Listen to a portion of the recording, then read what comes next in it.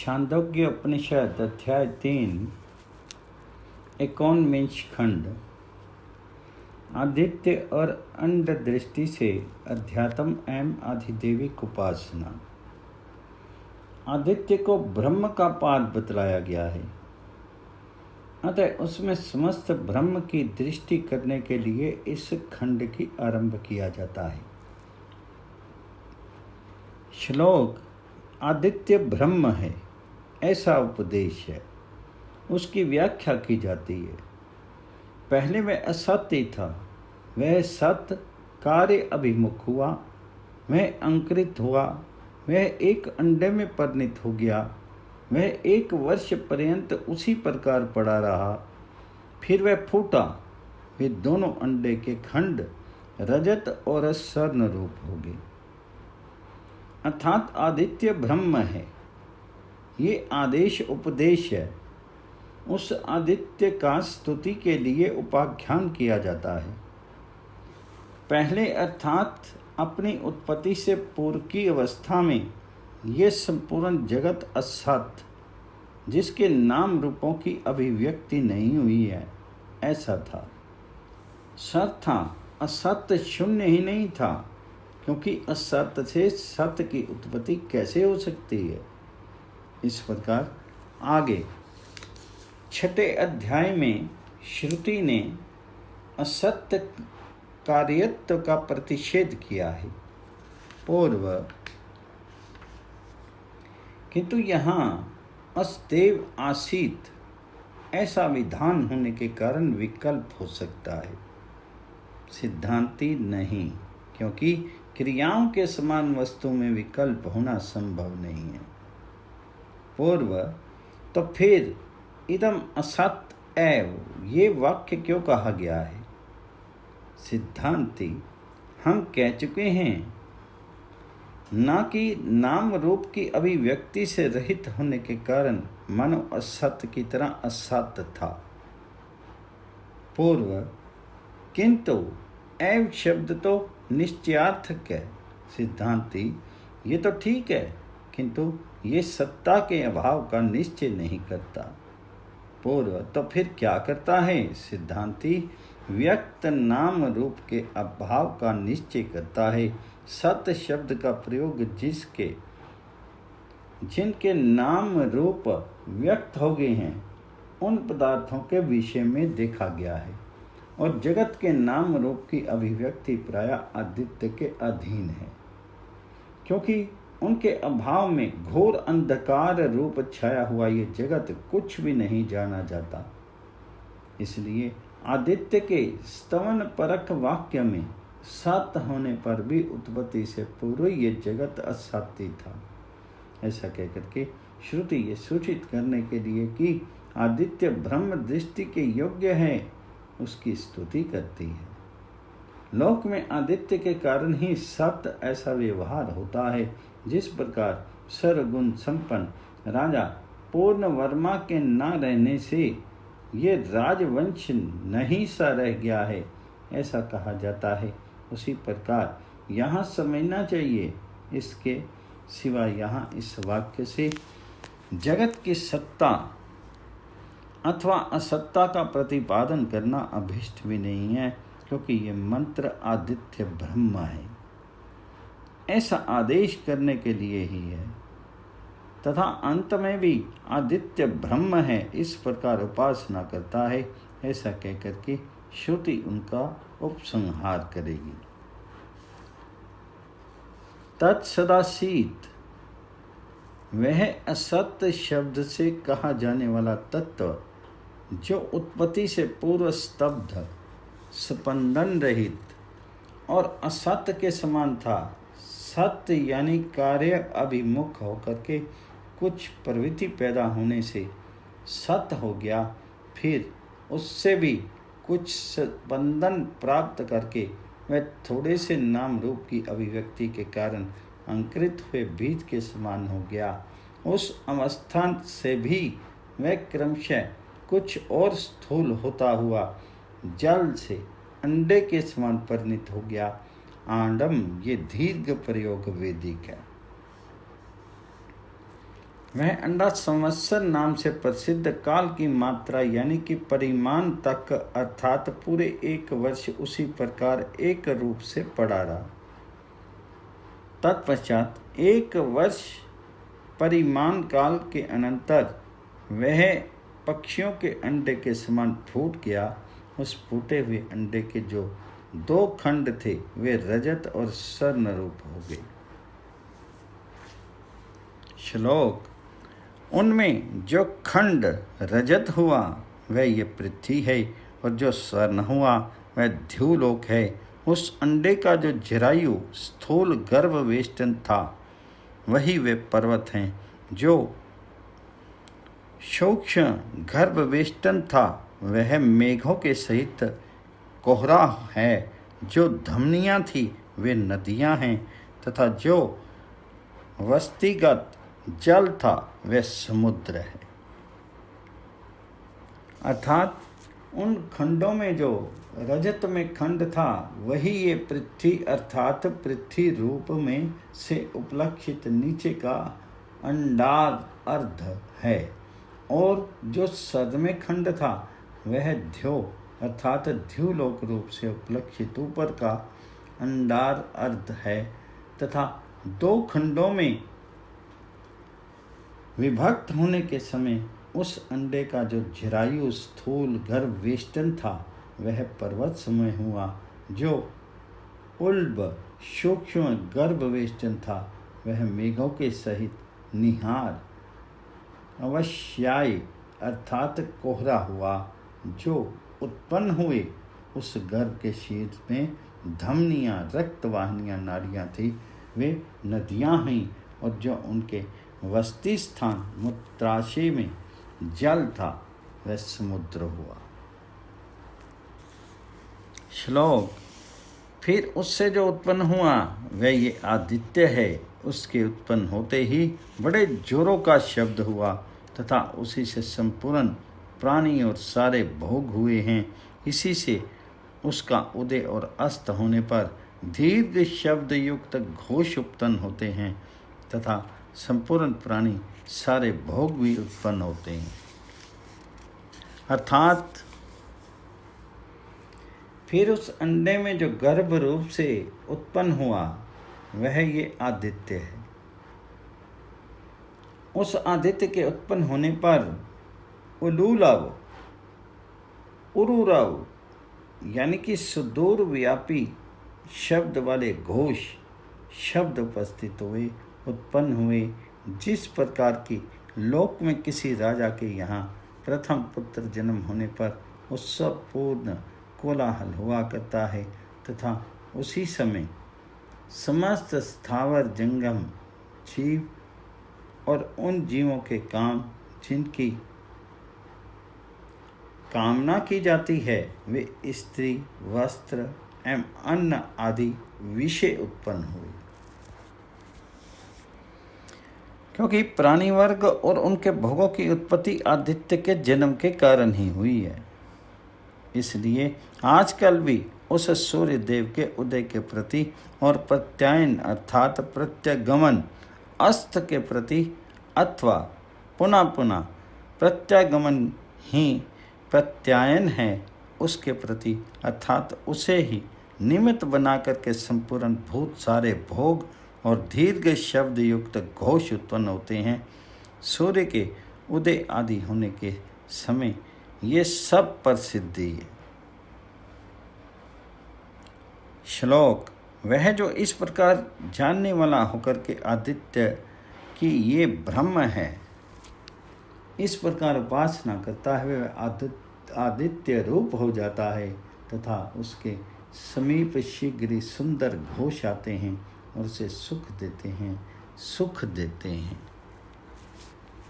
अर्थात वह जो कोई इस आदित्य को ऐसी महिमा वाला जान करके इसकी ये ब्रह्म है इस प्रकार उपासना करता है वह तद्रुप भी हो जाता है, ऐसा इसका भावार्थ है, तथा उसे ये दृष्ट फल भी मिलता है।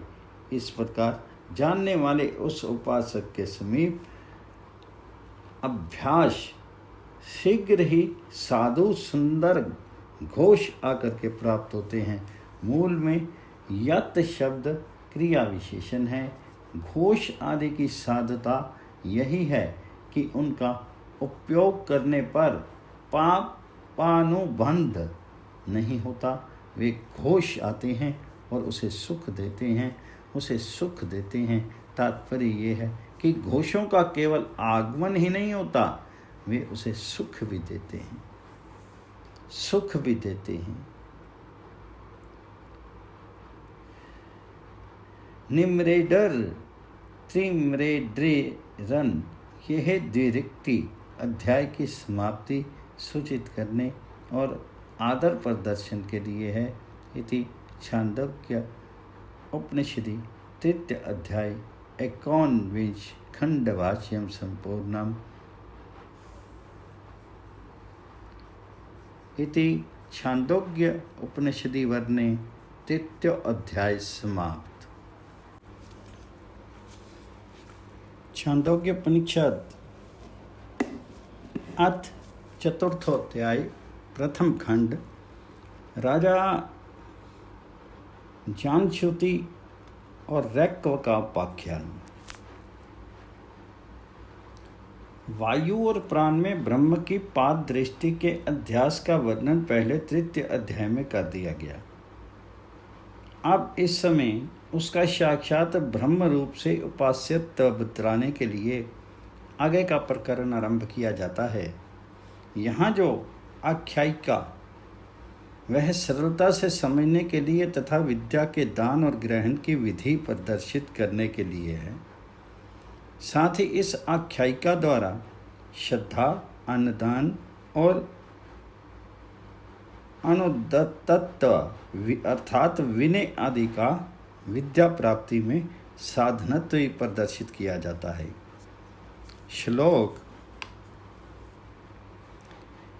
जानश्रुत की संतान परंपरा में उत्पन्न एवं उनके पुत्र का पौत्र श्रद्धापूर्वक देने वाला एवं बहुत दान करने वाला था।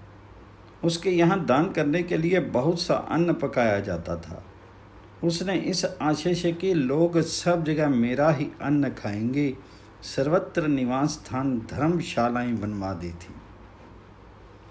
अर्थात जानश्रुत का अपत्य वंश था।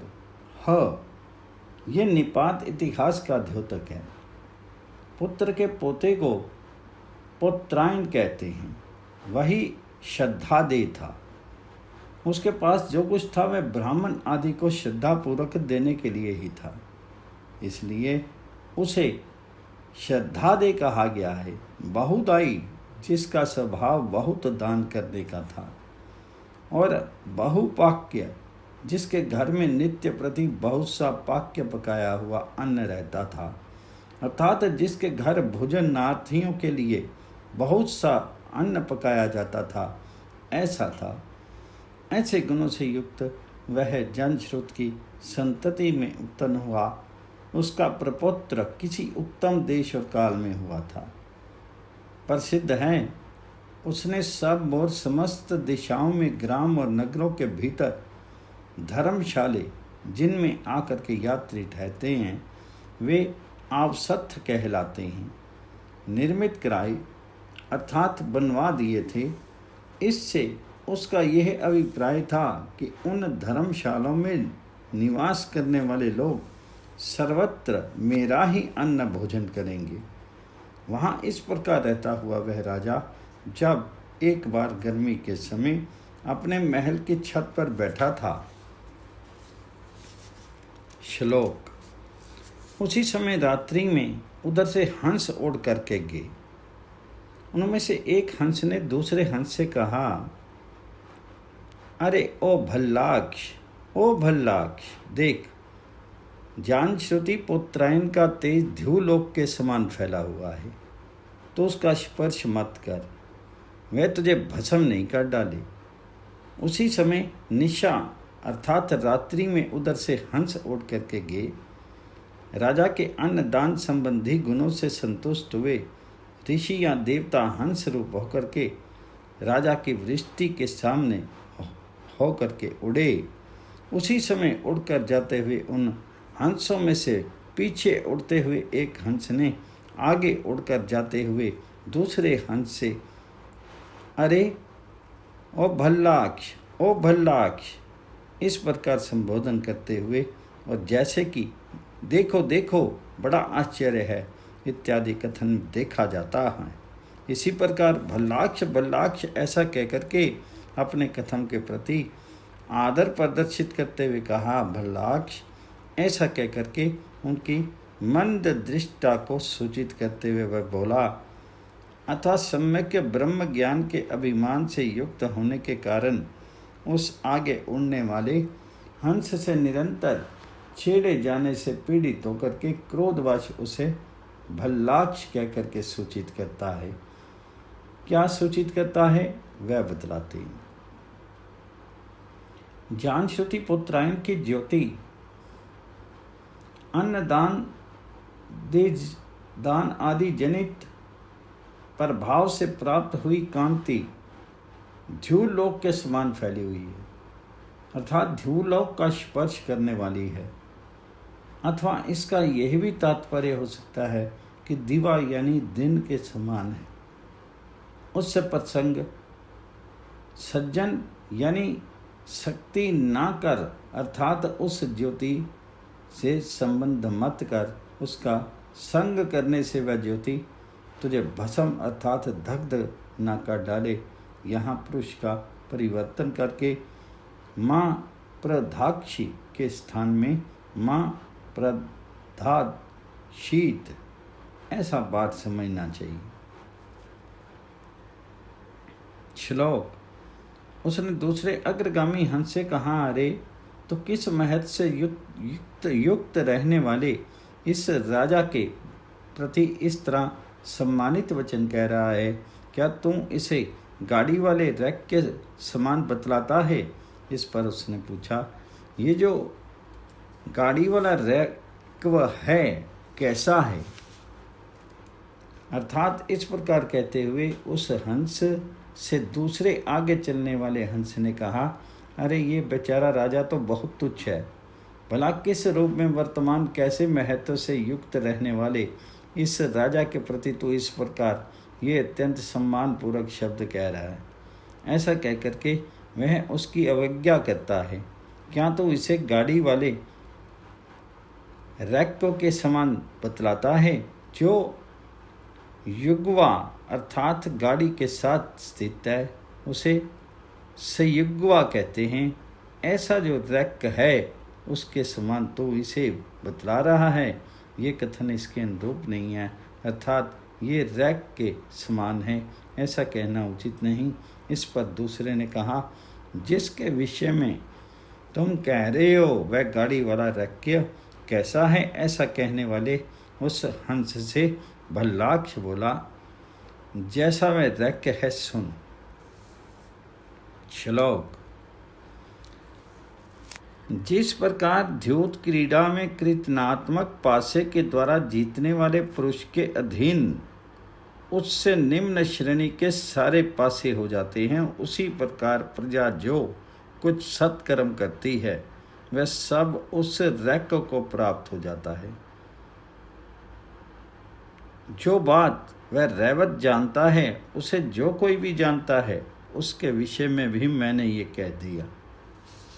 अर्थात जिस प्रकार लोक में झूठ क्रीड़ा के समय जो 4 अंक वाला कृतनात्मक पासा प्रसिद्ध है, जब ध्यूत में प्रवृत्त हुए पुरुषों का वह कृत नामक पासा जय प्राप्त करता है, तब उसके द्वारा विजय प्राप्त करने वाले को ही 3, 2 और 1 अंक से युक्त त्रेता, द्वापर और कलयुग के नीचे के पासे भी प्राप्त हो जाते हैं, अर्थात उसके अधीन हो जाते हैं।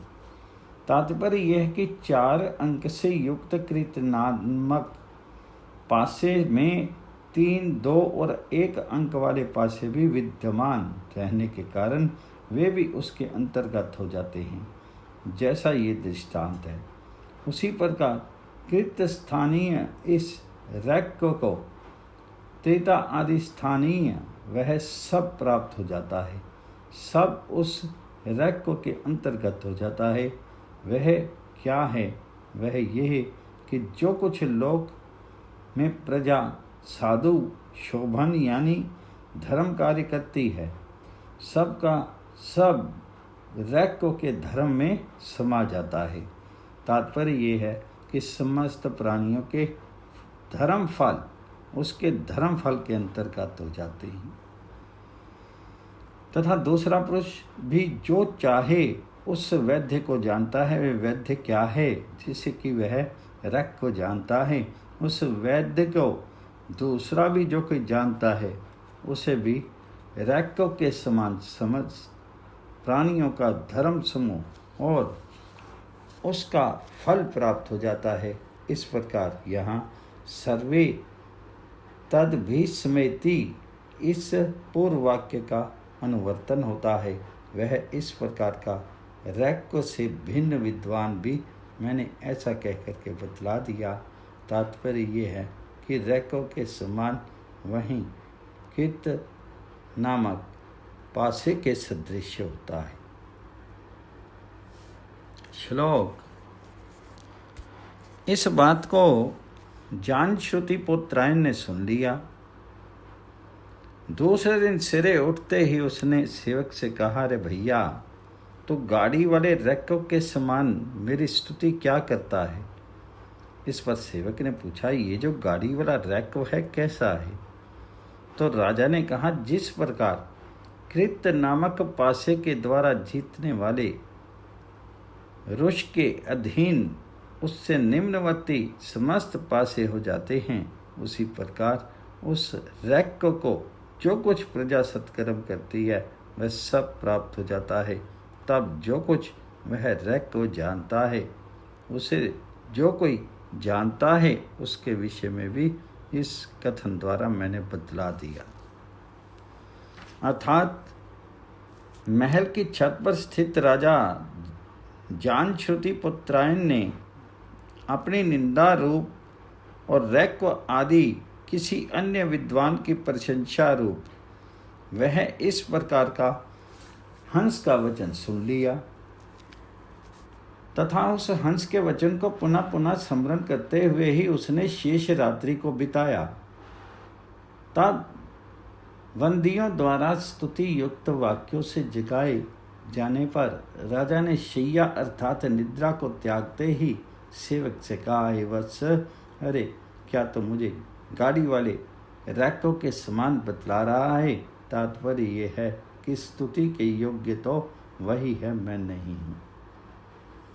अथा तो जा करके गाड़ी वाले रैको को उसे देखने की मेरी इच्छा सुना। ऐसा अर्थ होने पर संयुग्वानम इव, इसमें इव शब्द निरार्थक तक अथवा अर्थहीन कहना चाहिए। राजा के अभिप्राय को जानने वाले उस सेवक ने रैको को लाने की इच्छा से पूछा, ये जो गाड़ी वाला रैको है कैसा है? अर्थात राजा के इस प्रकार कहने पर उसे लाने के लिए उसके चिन्ह जानने की इच्छा से उसने यह जो गाड़ी वाला रैको है कैसा है ऐसा कहा। तब राजा ने भल्लाक्ष का वचन ही दोहरा दिया। उसके वचन को याद रख कर के वह सेवक उसकी खोज करने के अनंतर मैं उसे नहीं पा सका ऐसा कहता हुआ लौट आया। तब उससे राजा ने कहा, अरे जहाँ ब्राह्मण की खोज की जाती है वहाँ उसके पास जा। अर्थात वह सेवक नगर या ग्राम में जाकर के वहाँ खोजने के अनंतर मैंने रैको को नहीं जाना, नहीं पहचाना ऐसा कहता हुआ लौट आया। तब राजा ने उस सेवक से कहा, अरे जहाँ एकांत जंगल में नदी के तीर आदि शून्य स्थानों में ब्राह्मण ब्रह्मवेता की खोज की जाती है, वहाँ इस रैवे के पास रिच्छ अर्थात जा, यानी वहाँ जा करके उसकी खोज कर। इस प्रकार कहे जाने पर उसने एक छकड़े के नीचे खाज खुजलाते हुए रैको को देखा। वह उसके पास बैठ गया और बोला, भगवान क्या आप ही गाड़ी वाले रैको हैं? तब रैको ने अरे हाँ मैं ही हूँ ऐसा कहकर के स्वीकार किया। तब वह सेवक ये समझकर कि मैंने उसे पहचान लिया है लौट आया। मैं सेवक निर्जन स्थान में खोज करने पर उसे एक गाड़ी के नीचे खाज घुचलाते देख करके निश्चय यही गाड़ी वाला रैको है ऐसा निश्चय कर उसके समीप नम्रतापूर्वक बैठ गया तथा उसे रैको से कहा, हे भगवान, गाड़ी वाले रैको आप ही हैं? इस तरह पूछे जाने पर अरे हाँ मैं ही हूँ इस प्रकार अरे कह करके उसने अनादर ही प्रकट किया। तब सेवक उसे जानकर ये समझकर कि अब मैंने रैको को जान लिया, पहचान लिया और लौट आया। इति छान्दोग्योपनिषदि चतुर्थ अध्याये प्रथम खंड भाष्यम संपूर्णम। छान्दोग्योपनिषद द्वितीय खंड चतुर्थ अध्याय रैको के प्रति जन श्रुति की उपसति। तब जान श्रुति पुत्रायन 600 गौएं, एक हार और एक खचरियों से जुता हुआ रथ लेकर के उसके पास आया और बोला। तब अर्थात सेवक के कहने से ऋषि का गृहस्थ आश्रम संबंधी अभिप्राय और धन की इच्छा जानकर के वह जान श्रुति पुत्रायन 600 गायें, निष्क गले का हार और एक अश्वतीर्थ 2 अश्वतरियों खचरियों से जुता हुआ रथ, ये इतना धन लेकर के रैको के पास चला और उसके पास जाकर के अभिवादन किया अर्थात कहा, हे रैको, ये 600 गायें, ये हार और ये खच्चरियों से जता हुआ रथ है, आपके लिए लाया हूँ, आप इसे धन को स्वीकार कीजिए। हे भगवान, आप मुझे उस देवता का उपदेश दीजिए जिसकी आप उपासना करते हैं। अर्थात हे रैको, मैं आपके लिए ये 600 गायें लाया हूँ, ये हार और खचरियों से जुता हुआ रथ भी लाया हूँ, इस धन को ले लीजिए और हे भगवान, मुझे उस देवता का उपदेश दे दीजिए जिसकी आप उपासना करते हैं। अर्थात उस देवता का उपदेश करने के द्वारा मेरा अनुशासन कीजिए। जब राजा ने दूसरे अर्थात रैको ने कहा, ए शूद्र, गौओं के सहित ये हार युक्त रथ तेरे ही पास रहीं। तब वह जान श्रुति पुत्रायन 1 सहस्त्र गौएं, एक हार, खचरियों से जुता हुआ रथ और अपनी कन्या इतना धन लेकर के फिर उसके पास आया। अर्थात इस प्रकार कहते हुए उस राजा से उस द्वितीय व्यक्ति रैको ने कहा, ये निपात दूसरी जगह विनिग्रह अर्थ में प्रयुक्त होता है, किंतु यहाँ एक शब्द का पृथक प्रयोग रहने के कारण निरर्थक है।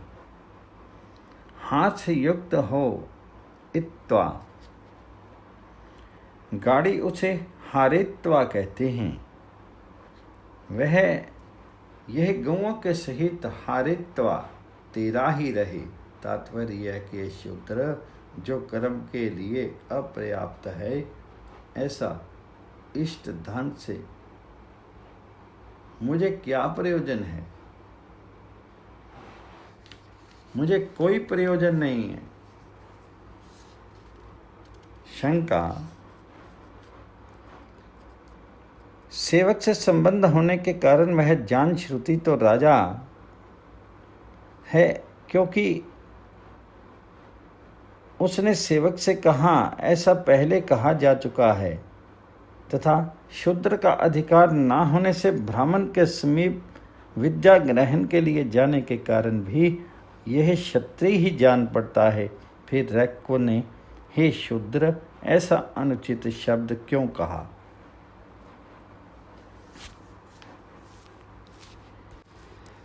समाधान। इस विषय में आचार्यगण ऐसा कहते हैं कि हंस का वचन सुनने पर जान श्रुति में शोक का आवेश हो गया था। उस शोक से अथवा रैक्व की महिमा सुनकर के वह द्रवीभूत हो गया था। इसलिए ऋषि ने अपनी प्रोक्षज्ञता प्रदर्शित करने के लिए उसे शूद्र कहकर के संबोधित किया, अथवा वह शूद्र के समान केवल धन के द्वारा ही विद्या ग्रहण करने के लिए उनके समीप गया था, शुश्रूषा द्वारा ग्रहण करने नहीं गया, इसलिए उसे शूद्र कहा। वह जाति से ही शूद्र हो ऐसी बात नहीं है, परंतु अन्य लोग ऐसा कहते हैं कि वह थोड़ा धन लाया था, इसलिए रोषवश उसे शूद्र कहा था। बहुत सा धन लाने पर उसे ग्रहण कर लेना इस बात को सूचित करता है। अर्थात जब ऋषि का अभिप्राय समझ करके राजा जानश्रुति पुत्रायन पहले से ही अधिक करके 1,000 गौएं तथा ऋषि की अभीष्ट पत्नी रूपा अपनी एक कन्या लेकर के फिर उसके पास गया और उस रैक्य से कहा, हे रैक्य, ये 1,000 गौएं, ये हार, ये खच्चरियों से जुता हुआ रथ, ये पत्नी और ये ग्राम जिसमें कि आप हैं, लीजिए और भगवान मुझे अवश्य अनुशासित कीजिए। तब उस राजकन्या के मुख को ही विद्या ग्रहण का द्वार समझते हुए रैक्व ने कहा, अरे शूद्र, तू ये गौएं आदि लाया है सो ठीक है, तो इस विद्या ग्रहण के द्वार से ही मुझसे भाषण कराता है। इस प्रकार जहाँ वह रैक्व रहता था वे रैक्व पर्ण नामक ग्राम महावृक्ष देश में प्रसिद्ध है। तब उसने उससे कहा, अर्थात रैक्व ने कहा, हे रैक्व, रैक्व से कहा, हे रैक्व, ये 1,000 गौएं, ये हार, ये खच्चरियों से युक्त रथ और ये पत्नी, अर्थात आपकी भार्या होने के लिए अपनी कन्या लाया हूँ, तथा जिसमें आप रहते हैं वह गांव भी मैंने आप ही के लिए निश्चित कर दिया है। हे भगवान, इन सब को ग्रहण कर आप मुझे उपदेश कर ही दीजिए। ऐसा कहे जाने पर भार्या होने के लिए लाई गई उस राजकन्या के मुख को ही विद्या दान का द्वार अर्थात तीर्थ जानते हुए रैक्व ने कहा, ऐसा इसका तात्पर्य है। इस विषय में विद्या का ये वचन प्रसिद्ध है, ब्रह्मचारी, धन देने वाला, बुद्धिमान, श्रोत्रिय, प्रिय और जो विद्या के बदले में विद्या का उपदेश करता है, ये 6 मेरे तीर्थ हैं। ऐसा जान करके अर्थात ग्रहण कर रैक्व ने कहा, तो जो ये गायें तथा अन्य धन लाया है ये ठीक ही है, ऐसा वाक्य शेष है। यहाँ जो शूद्र ऐसा संबोधन है ये पूर्वोक्त का अनुकरण मात्र ही है, पूर्वत किसी अन्य कारण की अपेक्षा से नहीं है। इस मुख्य यानी विद्या ग्रहण के द्वार से ही तू मुझसे आलाप अर्थात संभाषण कराता है। वे ये रैक्वपर्ण नाम से प्रसिद्ध ग्राम महावृक्ष देश में है। जिन ग्रामों में कि रैक्व रहा करता था वे ग्राम राजा ने इस रैक्व को दे दिए। इस प्रकार धन देने वाले उस राजा को रैक्व ने विद्या का उपदेश किया। इति छांदोग्योपनिषदि 4th अध्याय 2nd खंड भाज्यम संपूर्णम्।